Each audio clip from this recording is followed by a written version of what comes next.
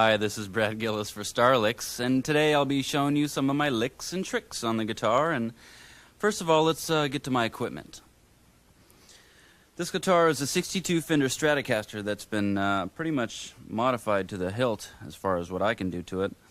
To start out with, I got this guitar about 8 years ago. It was a gift to me from a friend of my brother's who gave it to me sanded down in a box in pieces.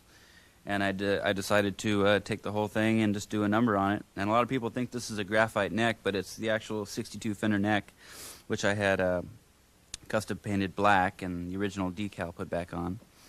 And I had the tuning pegs, or gotch, I think they're pronounced gotch or gotch, tuning pegs that are black chromed.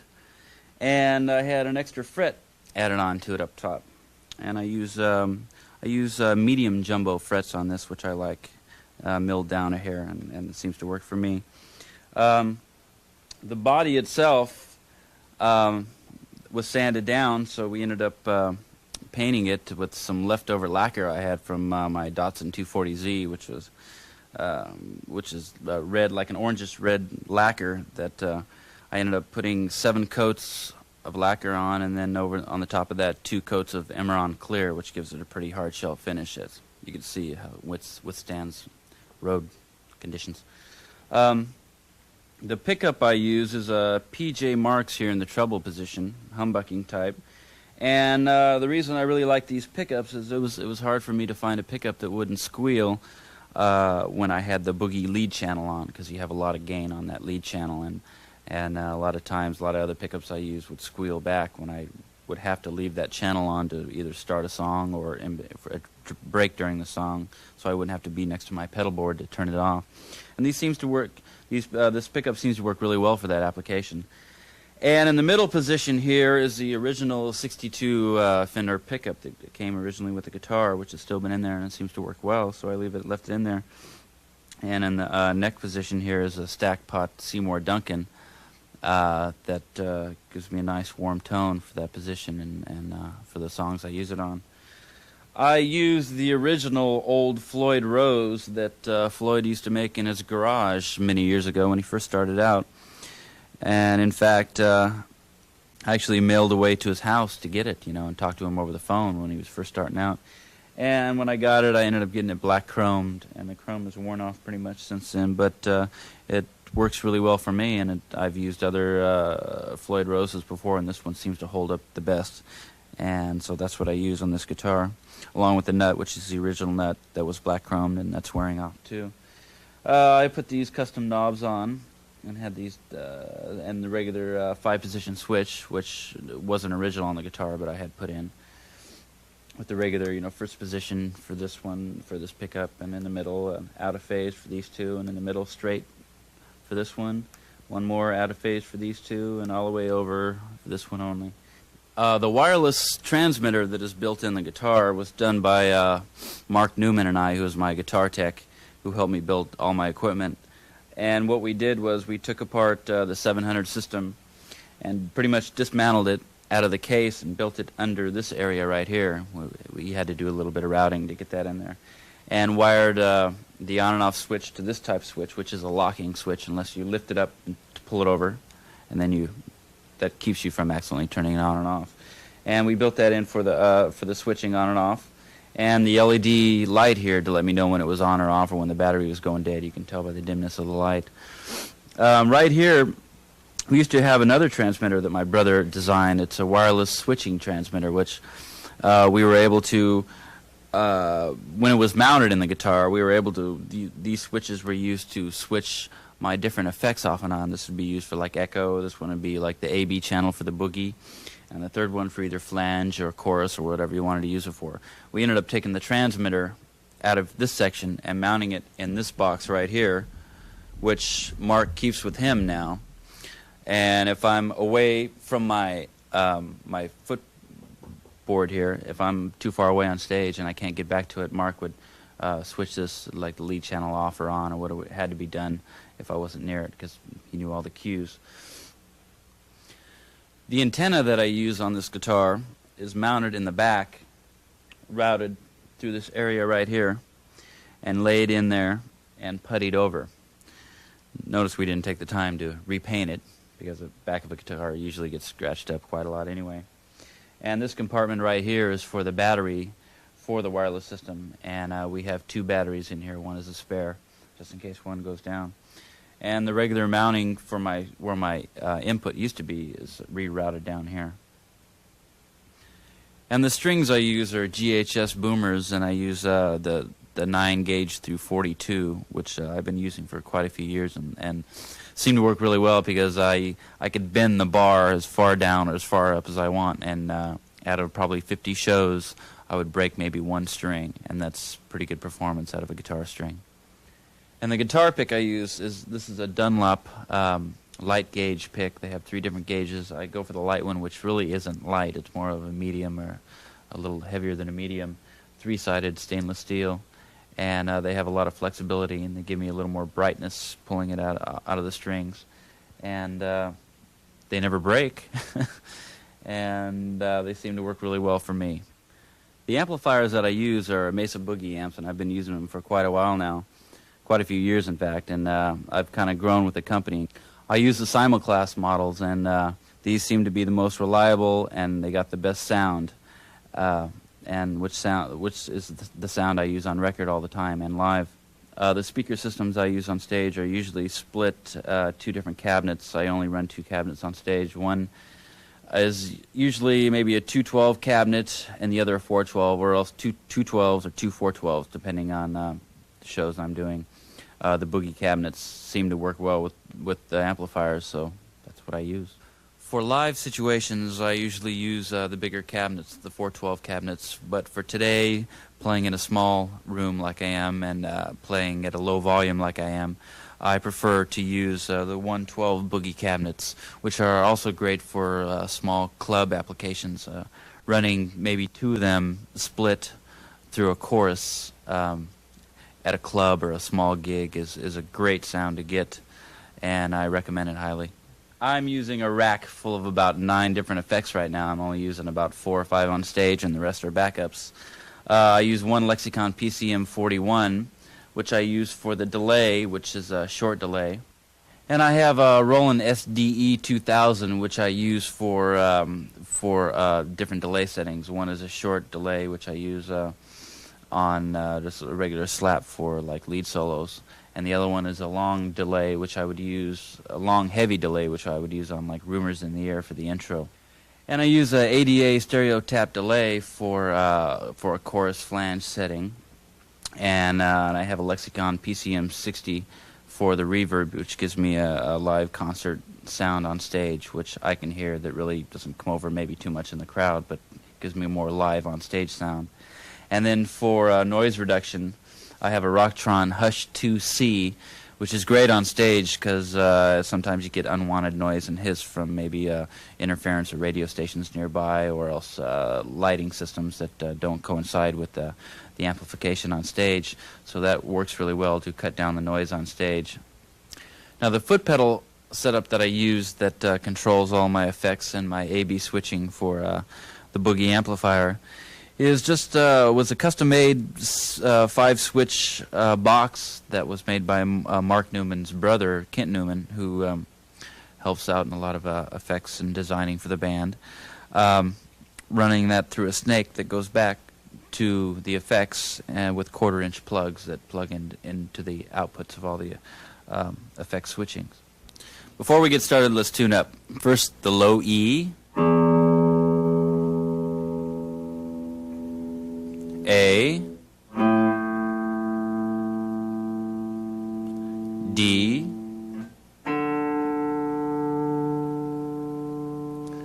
G,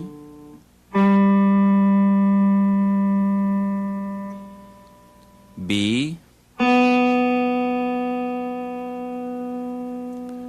and E.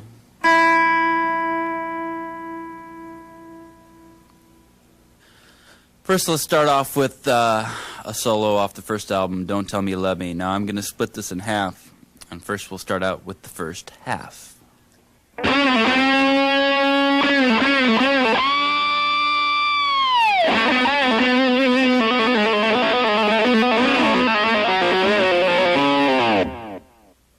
That That is the first half of Don't Tell Me You Love Me solo, and I'm breaking it down in halves for you. Let's run through that slow. I want you to note that this note I hit that is a real high harmonic picking that I bend down on the bar must be picked at the very end of your metal plectrum, as they call them, and to get that high harmonic sound on that one note. I'll show you that slowly when I do this.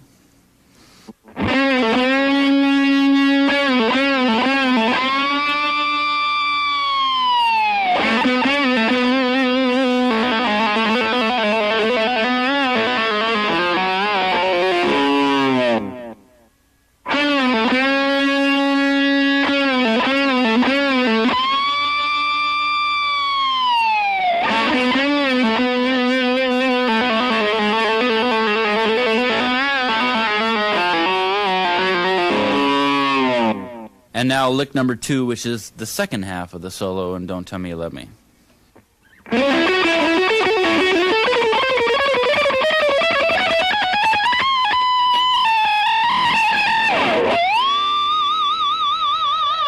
Now what I'm doing on the second half of the solo here, lick number 2, is climbing up chromatically on about the middle of that section. And what I'm doing is I'm actually hitting 3 notes but plucking it 4 times on the way up. It's like a da-da-da-da-da-da-da-da-da-da-da-da, but I'm actually hitting only 3 notes. So you kind of have a lost picking note in there somewhere that really doesn't come out at that speed, but the feel of the 4-time is there, the fast 4-time is there. And on the very last note harmonic, you would be hitting the G string up right above the 3rd fret. And what I'm doing is I'm taking the bar down, hitting the note, and then pulling it up, and then wiggling it with the bar. So actually we're kind of like going from nowhere and bringing it up to that high note. Now the fluttering is done by flicking the end of the tremolo bar, which is pretty much, Floyd Rose is pretty much the only bridge setup that'll sound like this, unless you have some type of other floating bridge that is set up in a way to actually wiggle or trill like this. The other way that I do it, that I use live, is actually banging the guitar, which will shake the bar when you bang it. So sometimes I just play around and I do a combination of both, da-da-da-da-da-da, like that. But if you do have a Floyd Rose set up, and it is floating meaning that the bridge is up in the air like this and not resting against the body. It's kind of a downfall when you break a string, because it'll take it out of tune, because it'll release a little more tension on the bridge and cause it to go out of tune. But by having the bridge floating the right way with the spring tension right and the neck set up in a way so it is floating and in tune and set up right, you can get this effect out of your guitar. Now let me finish lick number 2, second half of Don't Tell Me You Love Me solo.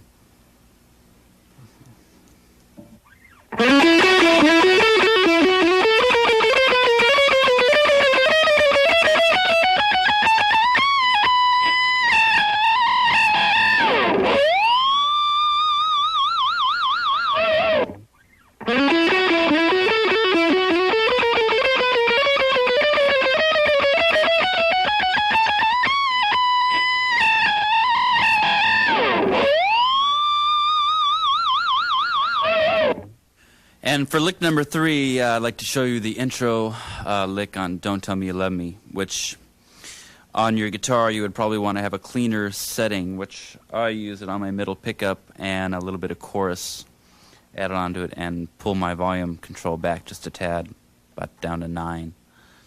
And it sounds like this.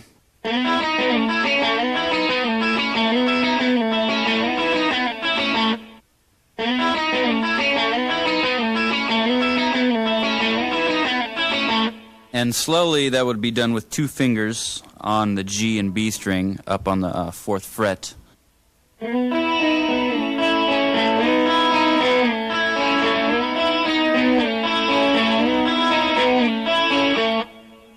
And for lick number 4, I'd like to show you my part in the ride-out of Don't Tell Me You Love Me.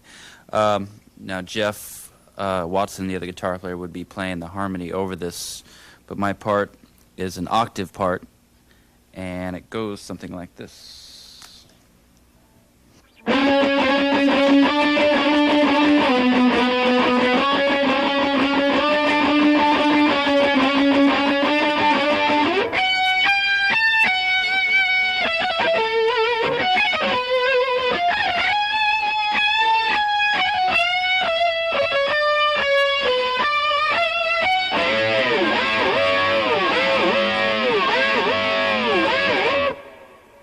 Like I said, it starts out with octaves being played, and halfway through it, I go back into the straight single notes, which Jeff adds the harmony to.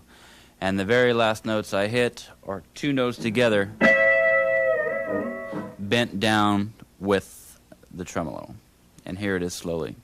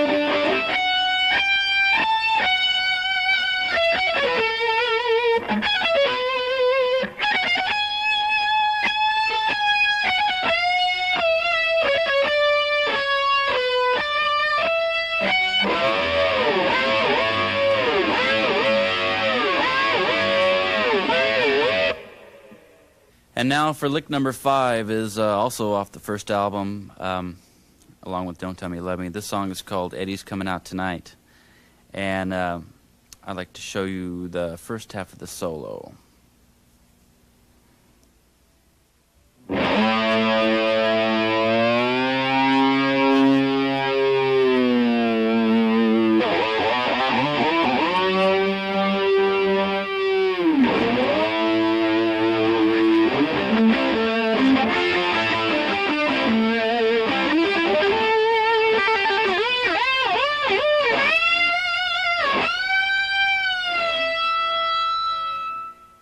On this solo, I'm incorporating a lot of bar bends, especially on the first note, bringing it up from an A to a C, just by hitting the note by itself and bending the bar up, bringing it up to the C.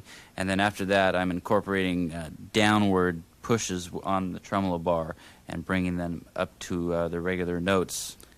And later on through the solo, I'm using another bar technique by bending the bar down and bringing it up to its normal position and going up frets on the one string there, which gives it the effect which I'll show you now.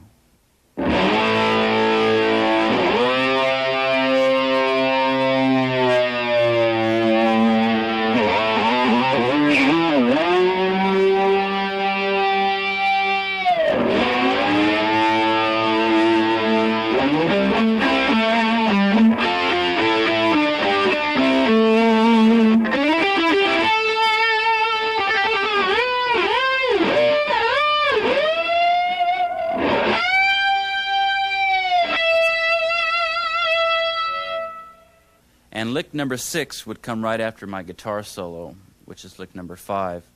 And in this section, this is where I play the first half of the run, and then Jeff would play the second half, and then we trade off one more time, and then we both get together for a harmony run up the scale to the very high A note. My part would essentially go like this in fast speed, normal speed.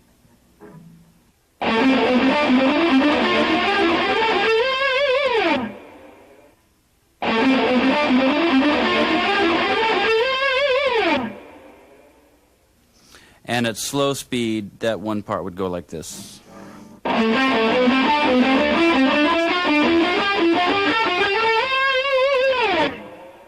And the next section on that would be where Jeff and I both play together in harmony. And my part would go like this. I will play it to you in slow speed so you can actually see what's coming at you here.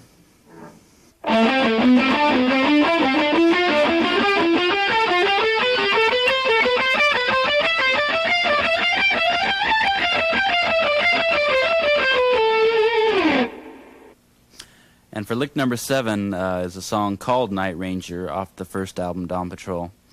And that is also where Jeff and I trade off on lead solos. And I like to show you the parts that I do on that section. This would be lick number 7.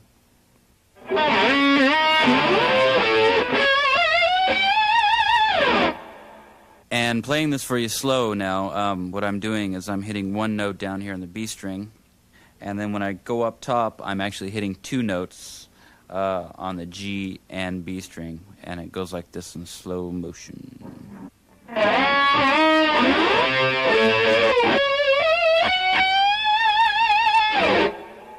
And on the very end of that lick right there is when I use the tremolo bar by wiggling it, gives it kind of a crazy wild effect, which is fluent in my style.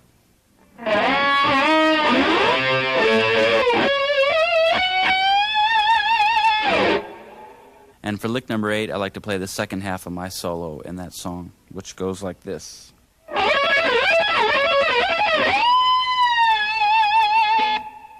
And then again, for lick number 8 that I'm showing you, I'm using a lot of tremolo bar on that by starting with the notes pushed down on the tremolo and bringing them up to key.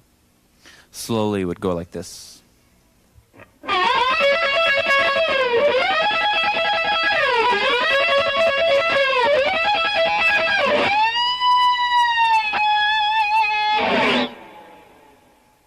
And for lick number 9 is also off the first album. The song is called Penny, I Got Your Number. And that's where I do the solo in this song. And it starts out with a harmonic, very, very long, high bar bend. First of all, I'll show you the bend, and then we'll go into the lick itself.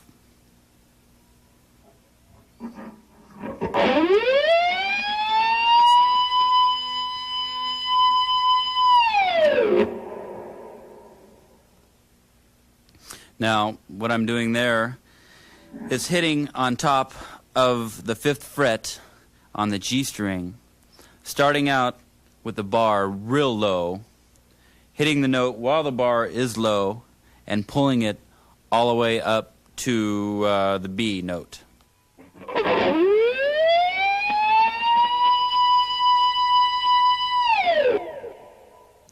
And now the rest of lick number 9, I will play the whole solo, and then we'll try it slowly.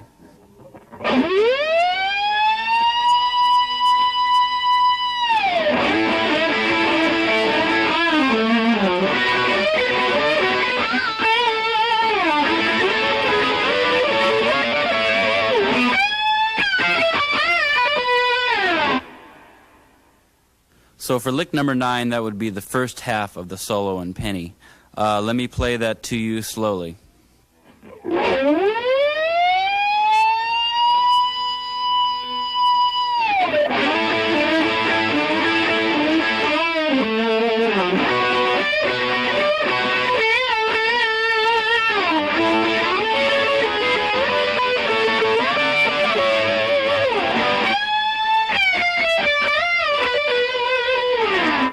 And for lick number 10, which would be the second half of the Penny solo, I'm using the bar again, and what I'm doing is the same double notes that I was hitting earlier.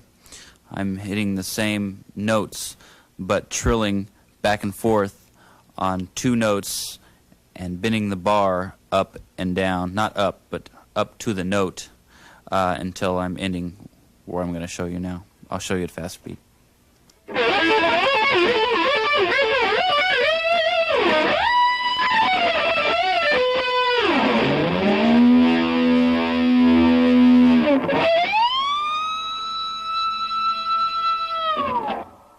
Now, lick number 10 slowly. Like I said, I'm incorporating the 2 notes I was hitting earlier into trills, and I'm going up and down the fretboard and using the bar slowly. It would go like this.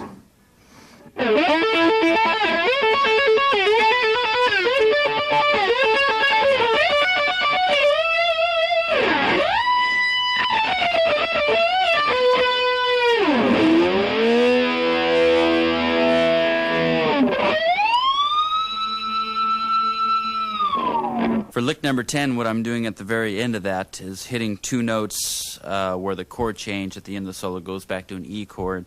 I'm hitting two notes right above the 7th fret right here, the harmonics, and raising them up to get a root and a fifth, which gives me that E chord in the bottom without a third added to it.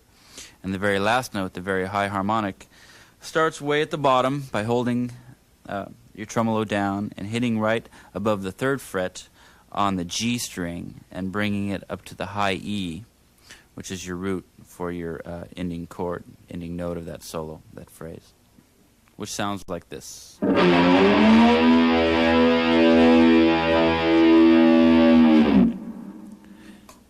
And the second note, to the very last note of the solo, would be that G harmonic bend, which would sound like this.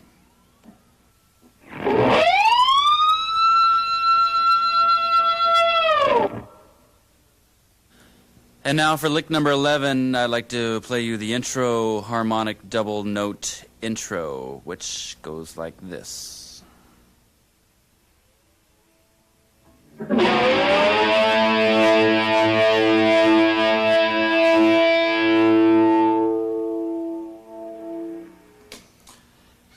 And basically that just feeds right into the intro guitar lick that Jeff does, which I'll show you right now for lick number 12.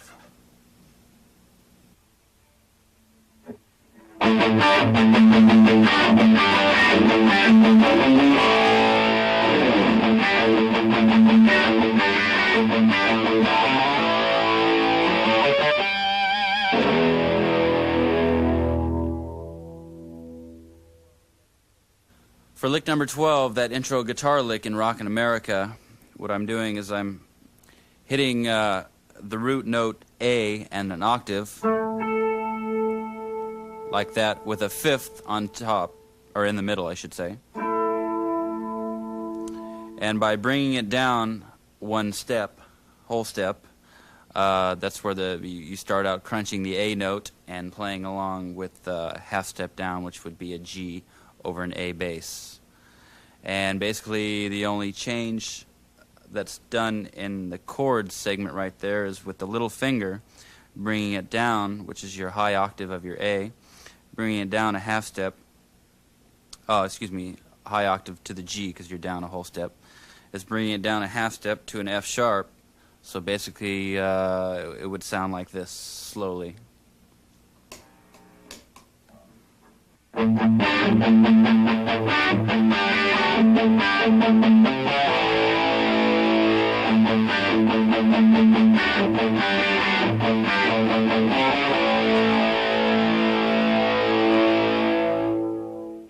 And to explain what I just played, those three notes are starting on the A string, hitting above the 4th fret, and your next note would be on the D string, hitting above the 5th fret, and lastly hitting above the G string on the 5th fret. So slowly it would sound like this.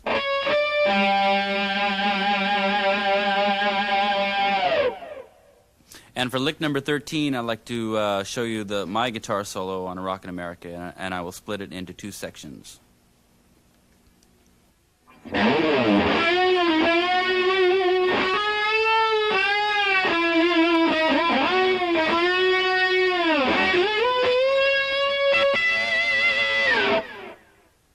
So what I'm doing on that actually is there's a few notes there that I'm not actually picking. By bending the bar down and up actually takes the place of actually picking the note. So you actually run one note into another, and you get that slide feel, that feel in that section.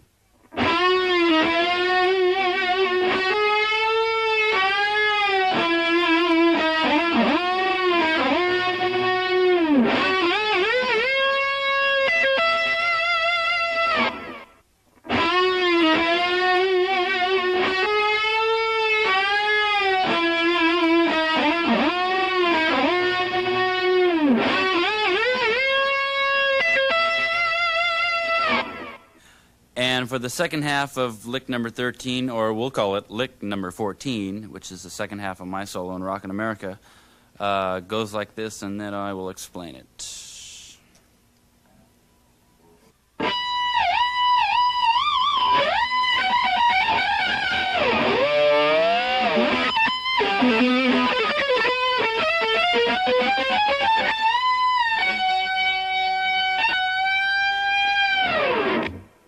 Actually, what I'm doing on that first harmonic there is I'm hitting right above the 9th fret on the G string, which gives me a high B harmonic note. And that's the first note of, that's the key we're in on the solo. And what I'm doing is hitting the note, bringing it down and up in the pattern that's making that sound. And slowly that one part would go like this.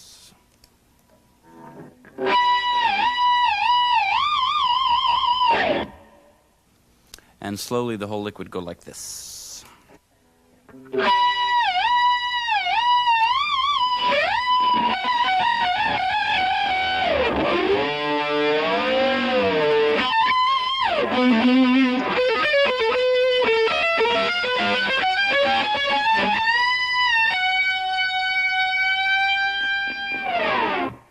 So basically what I'm doing is I'm using the fluttering technique up here with the bar and that section, hitting 2 notes down here above the 7th fret to get the double note harmonic pull up in that section, and chromatically on the end raising up those 2 notes on the B and E string, going back and forth with that section, and ending on a high F sharp and bending it up to a G, going into Jeff's solo, like this.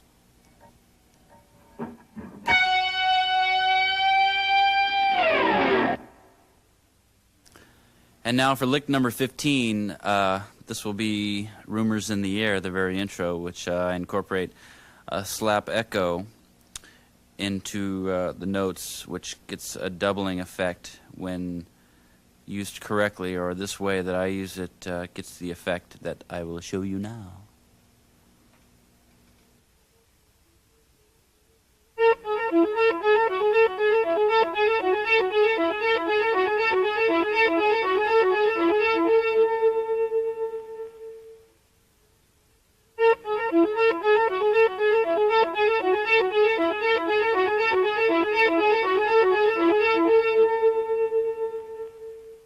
Okay, for lick number 15, the Rumors in the Air intro right here, actually what I'm doing is I'm incorporating a volume control on every note I hit and single notes on the other hand, the playing hand. Now, actually, without the echo, slowly it would sound like this.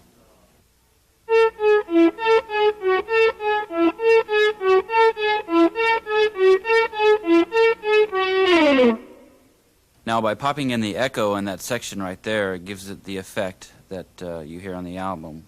So I'll play it without the effect, and then I'll pop on the echo, and you can hear the difference, how it brings everything together right there.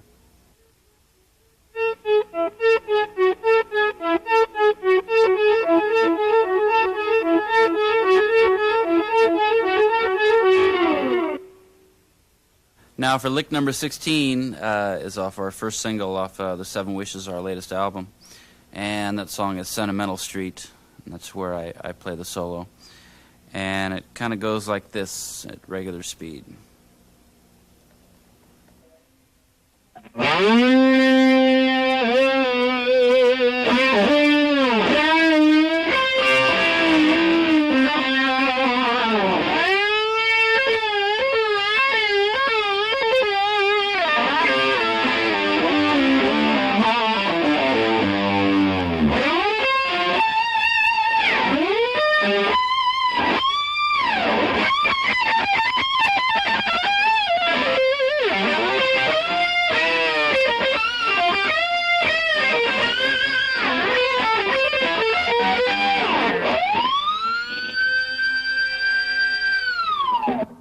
Now, that being lick number 16, you can tell we're moving on to a little more advanced, longer solos.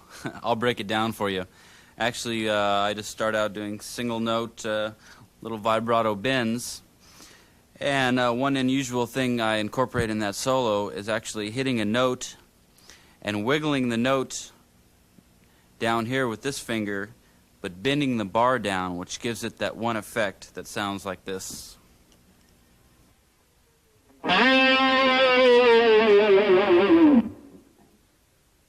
And the next area inside that solo that we could look into is where I'm hitting a note and bringing it up and hitting another note on top and bringing it back down with the bar. So actually what I'm saying, I'll play exactly what I mean.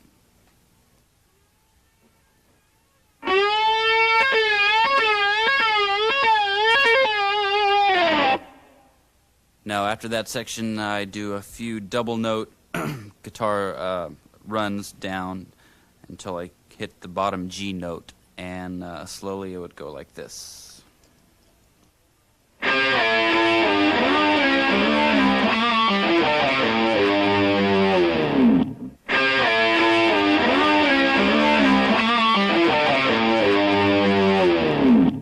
And now for lick number 16, I'll finish the Sentimental Street solo from where I left off.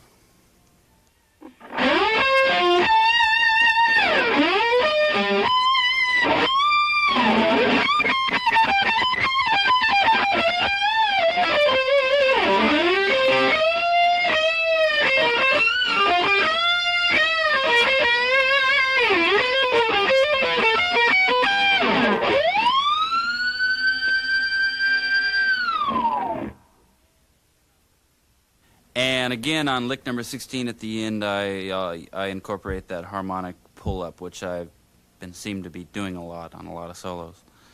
And that, again, is on the G string off the 3rd fret, starting at the very bottom and pulling up to the high G.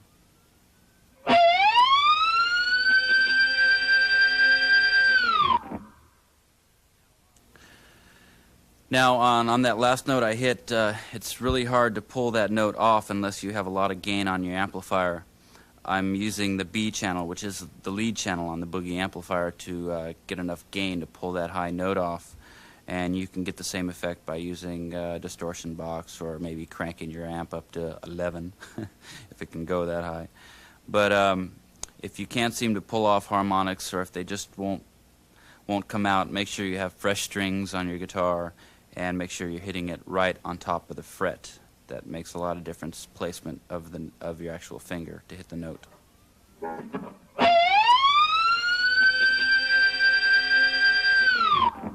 Okay, for lick number 17, there's a song off Midnight Madness album.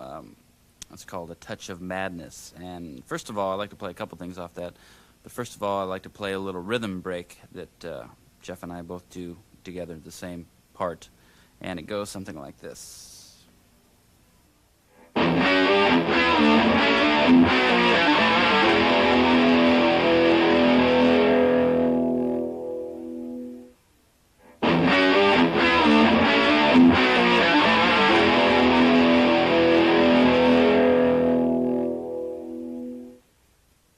Okay, that little rhythm break there incorporates 2 notes and hitting your low E in between each time. And pretty basic. Towards the end, you can see me pull up the bar to get that da-da-da-da-da-da type sound there. I'll play it for you slow so you could tell what I'm talking about here.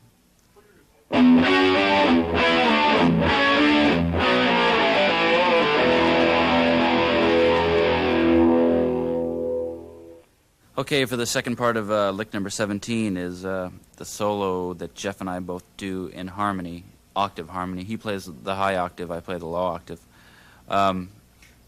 It kind of goes like this at speed, normal speed.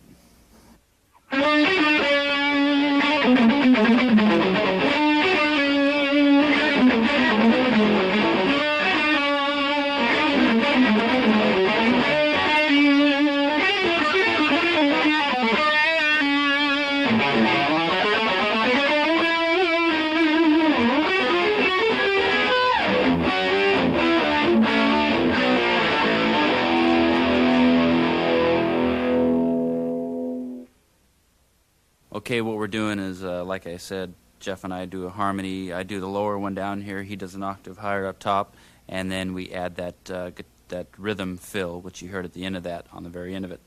Now slowly that lick would sound like this.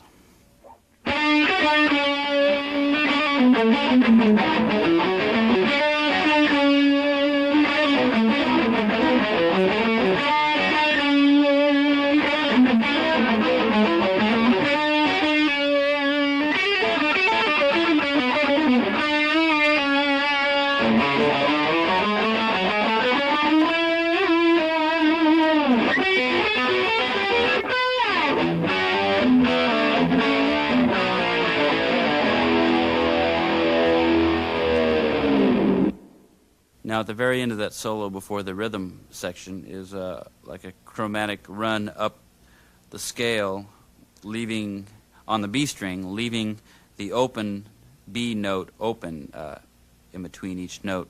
So basically it would be like this. Okay, for lick number 18, the very end ride out of Touch of Madness, I do a couple little fills there, but the interesting part to me that I like to share with you is a section I do that sounds pretty much like a haunting, swirling, crazy sound. I don't know how to explain it, but the sound would sound like this.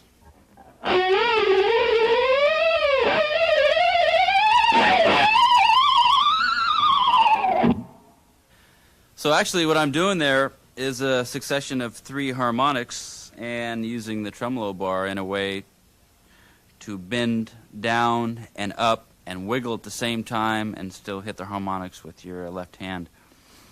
The first harmonic you would hit there would be above the 7th fret, and you would take the bar low and bring it up and around until you go back down, and then hit above the 5th fret, go down, shake it up, around, back down, then hit above the 3rd fret, and do the same. So slowly it would sound like this.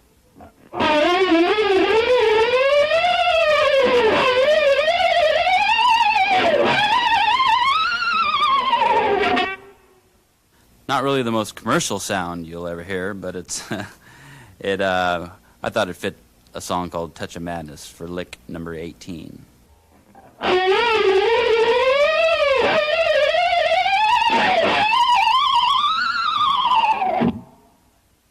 Okay, for lick number 19 is something that isn't on any of the albums that I was fooling around with one day, and I thought I might share it with you.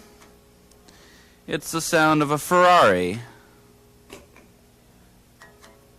And the sound of a Ferrari, and then downshifting after 3rd gear, let's say, huh?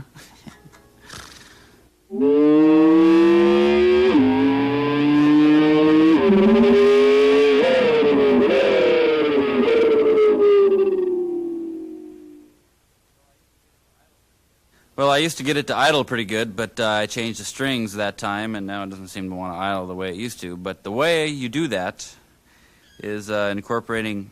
I don't use any echo on that because echo seems to put too much into the sound and go away from takes the main tonal effect away from the sound.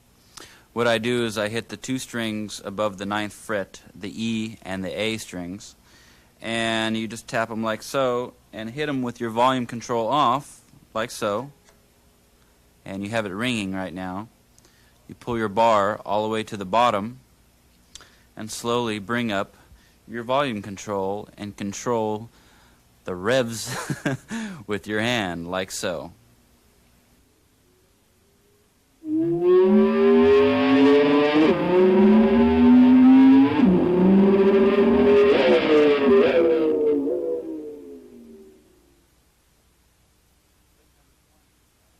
Lick number 20, I like to do one of my favorite solos, and I feel like one of the maybe tastiest solos that I put a lot into is Sister Christian.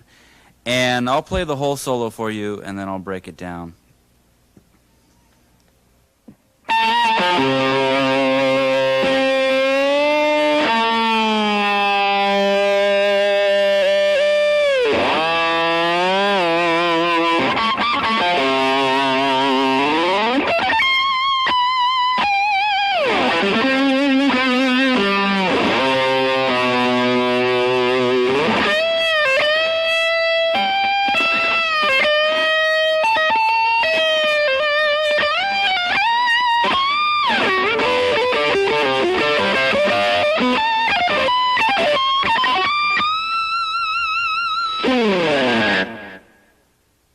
Okay, that was lick number 20, Sister Christian solo. Now in breaking that down, the very first note I hit is pretty much of a bite, which means what I'm doing is I'm holding the very edge of the pick and getting that bite sound for the very first note, which sounds like this for the first note. And the next little trick I do in there is a bend up on one note and hitting another note while the bar is bent up and bringing it back down. So I'll play up to that point slowly.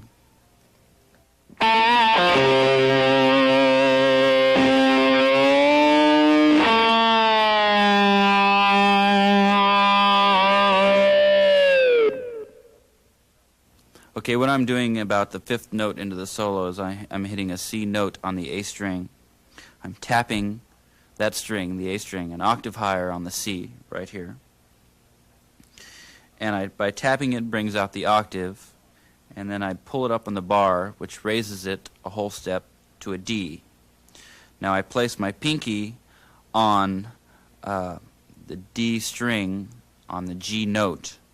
Now since the bar is already up a whole step, that means when you're actually hitting a G right here, is you're actually getting an A note out of it and bringing it back down to a G. So roughly what it sounds like this.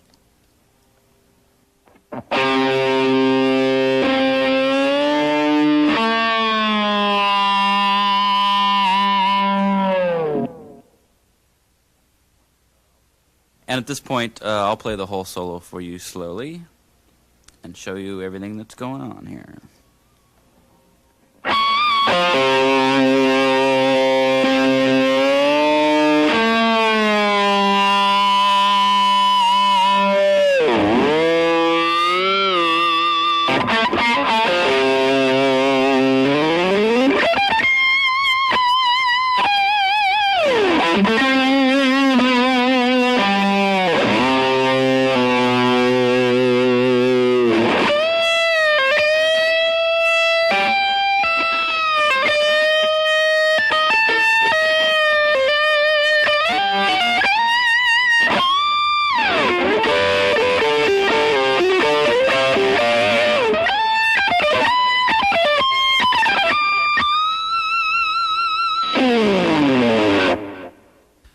Well, this is the close of our Star Licks tape number 1 from me, Brad Gillis, and I'm happy to be up here sharing my licks and riffs with you, and I hope it could hopefully do something for your career. And with a lot of dedication and time involved and practice and a lot of soul and finesse in your own style, creating your own style, hopefully you could be up here yourself making a tape for me someday. And this is Brad Gillis saying, keep rocking.